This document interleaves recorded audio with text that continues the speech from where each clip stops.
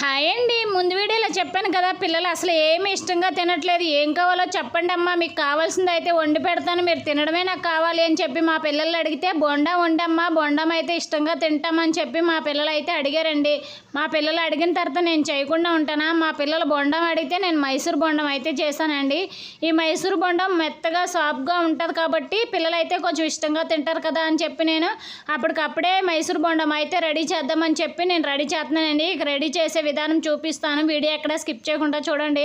ముందుగా నేనైతే ఒక పావు కప్పు పెరుగు అయితే తీసుకున్నానండి. పెరుగు బాగా కలిసిపోయేటట్లయితే బాగా కలిపేసుకున్నాను. కలిసిపోయిన తర్వాత దాంట్లో ఒక చిటికెడు వంట సోడా, చిటికెడు సాల్ట్ అయితే వేసి బాగా కలిపేసుకున్నాను.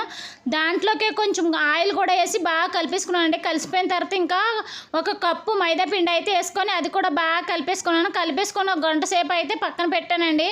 పక్కన పెట్టిన తర్వాత చూడండి, నాకైతే పిండి అయితే చాలా అంటే చాలా బాగా వచ్చింది. దీన్ని తీసేసుకొని ఈ విధంగా బోండాలు వేసుకోవాలి. చాలా అంటే చాలా టేస్ట్గా ఉంటుంది. మీరు కూడా ఒకసారి ట్రై చేయండి. పిల్లలు అడిగినప్పుడు వెంటనే కావాలన్నప్పుడు ఈ విధంగా చేసి పెడితే పిల్లలు చాలా అంటే చాలా ఇష్టంగా తింటారండి. రౌండ్ షేప్లో కూడా వచ్చాయి. మీరు ఒకసారి ట్రై చేయండి. ఎలా వచ్చాయో కామెంట్ బాక్స్లో కామెంట్ చేయండి. మన వీడియో ఇంతవరకు చూసినందుకు ప్లీజ్ ఒక లైక్, సబ్స్క్రైబ్ చేయండి. మీ ఫ్రెండ్స్ అండ్ ఫ్యామిలీకి షేర్ చేయండి. గంట సింబల్ అయితే